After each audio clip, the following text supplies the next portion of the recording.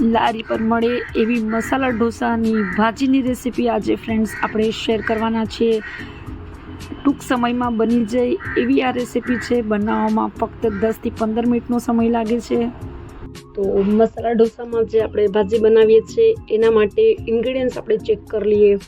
તો 1 મોટી ચમચી ભરીને રાઈ લીધી છે, 5 ચમચી ભરીને હિંગ છે, મીઠો લીમડો છે, 8 થી 10 પાન મીઠો લીમડો છે, સ્વાદ પ્રમાણે મીઠું છે, 1 ચમચી અડદની દાળ, 1 ચમચી ચણાની દાળ લીધી છે, 1 ચમચી ધાણા જીરું પાવડર છે, અડધી ચમચી હળદર છે, ગાર્નિશિંગ માટે કોથમીર લીધી છે, 3 મીડિયમ સાઇઝની ડુંગળી છે જેને આપણે સીધી કટ કરી લીધી છે, અને તીખાસ પ્રમાણે મરચાં લીધા છે। આમાં લવિંગિયા મરચાં હોય તો ટેસ્ટ થોડોક સારો આવે છે, તો લવિંગિયા મરચાં લીધા છે, અને 3 મોટી સાઇઝના બટેટા છે જેને આપણે બાફીને લીધા છે। આના સિવાય આપણે તેલ લેવાનું છે। તો ચાલો રેસીપી સ્ટાર્ટ કરી દઈએ। તો સૌપ્રથમ આપણે નોનસ્ટિક પેનમાં ઓછામાં ઓછી 4 ચમચી ભરીને તેલ લઈ લેવાનું છે। તેલ ગરમ થાય એટલે એની અંદર 1 ચમચી ભરીને આપણે જે રાઈ લીધી છે એ એડ કરી લઈશું। રાઈ વ્યવસ્થિત તતડે એટલે આપણે જે હિંગ લીધી છે એ એડ કરવાની છે।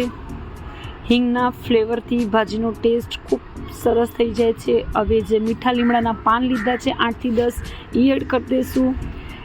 એના પછી બારીક કાપેલા મરચાં, 1 ચમચી ચણાની દાળ અને 1 ચમચી અડદની દાળ એડ કરવાની છે।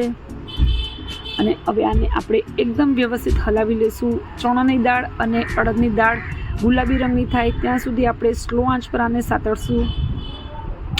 અડદની દાળથી અને ચણાની દાળથી ફ્લેવર ખૂબ જ વધી જાય છે।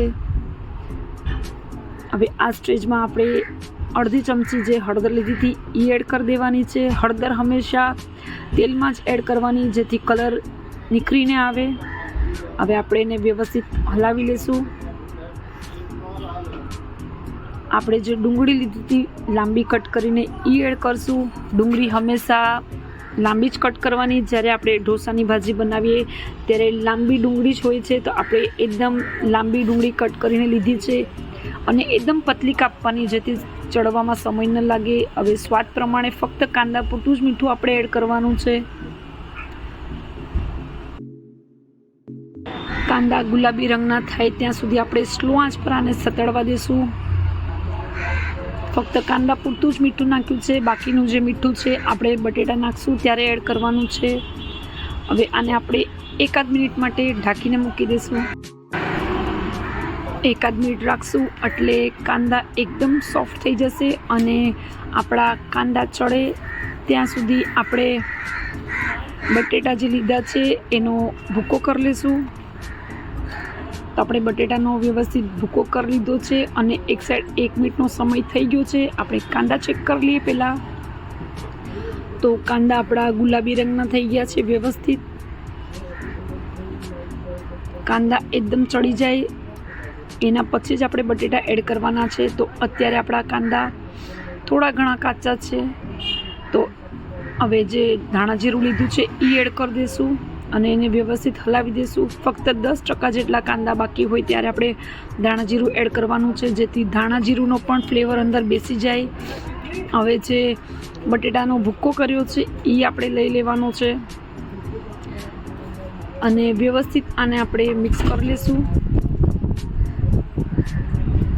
અને બટેટા પૂરતું આપણે જે મીઠું બાકી રાખ્યું છે એ હવે આપણે અત્યારે એડ કરશું, કેમ કે કાંદાની હારોહાર બધું મીઠું નાખી દઈએ તો બટેટા ફિક્કા લાગે છે, એટલે હવે મીઠું એડ કરી અને આને વ્યવસ્થિત આપણે હલાવી લઈશું। તમે જોઈ શકો છો તેલમાં આપણે હળદર એડ કરીએ છીએ તો એનો કલર કેવો ચડી જાય છે। તો હવે આને વ્યવસ્થિત હલાવ્યા પછી લગભગ 1 મિનિટ સુધી ઢાંકીને રાખવાનું છે, પણ એની પહેલાં આની અંદર આપણે થોડુંક પાણી એડ કરવું પડશે, કેમ કે જે ઢોસામાં આપણે ભાજી ખાઈએ છીએ એ એકદમ ઢીલી હોય છે, એટલે આને પહેલાં આપણે વ્યવસ્થિત હલાવી લઈશું અને લગભગ 4 ચમચી જેટલું પાણી આપણને જોશે તો એ એડ કરી લઈશું। 4 થી 5 ચમચી પાણી મેક્સિમમ થઈ રહેશે ફ્રેન્ડ્સ। તો આપણે પાણી એડ કરી લીધું છે અને આપણે આને એકદમ વ્યવસ્થિત હલાવી લેવાનું છે। સાદી સિમ્પલ રેસીપી છે, પણ તમે આને રોટલીની સાથે ભાખરીની સાથે પણ સર્વ કરી શકો છો। નાના બાળકોને પણ ભાવે છે આ ભાજી। તો આને આપણે એકદમ વ્યવસ્થિત હલાવી લેશું. અને જો ક્યાંક બટેટાના મોટા ટુકડા દેખાતા હોય તો એને પણ આપણે વ્યવસ્થિત ભાંગી લેવાના છે. તો આને એકદમ વ્યવસ્થિત હલાવ્યા પછી થોડીક વાર માટે આપણે એને ચડવા રહેવા દેશું, જેથી જે મીઠું નાખ્યું છે એ વ્યવસ્થિત મિક્સ થઈ જાય અને થોડા ઘણા જે કાંદા આપણા કાચા હતા એ પણ ચડી જાય. તો હવે આપણે આને એકદમ વ્યવસ્થિત હલાવી લેશું. તમે જોઈ શકો છો ટેક્સચર, ભાજી ઢીલી થઈ ગઈ છે. તો આપણી ભાજી બનીને ટોટલી એકદમ જ રેડી થઈ ગઈ છે. તમે જોઈ શકો છો એકદમ સોફ્ટ અને બારે લારી પર મળે એવી જ આપણી આ ભાજી બની છે. તો ફ્રેન્ડ્સ, હવે ગેસ બંધ કરીને આપણે એક પ્લેટમાં એને સર્વ કરી લેવાની છે. તો આપણે એક સર્વિંગ પ્લેટમાં એને સર્વ કરશું અને જે ગાર્નિશિંગ માટે કોથમીર લીધી છે એ ઉપરથી થોડીક સ્પ્રિંકલ કરી દઈશું. ટિફિનમાં નાના બાળકોને ભાવે અને નોર્મલી ભાખરી સાથે પણ ખાઈ શકાય એવી આ ઢોસાની ભાજીની રેસીપી તમને કેવી લાગી? ફ્રેન્ડ્સ, જો પસંદ આવી હોય તો લાઇક, શેર, કમેન્ટ અને સબસ્ક્રાઈબ કરજો. સાથે જ બેલ નોટિફિકેશનને ક્લિક કરજો, જેથી આવવાવાળી મારી બધી જ રેસીપીની નોટિફિકેશન્સ તમને મળતી રહે.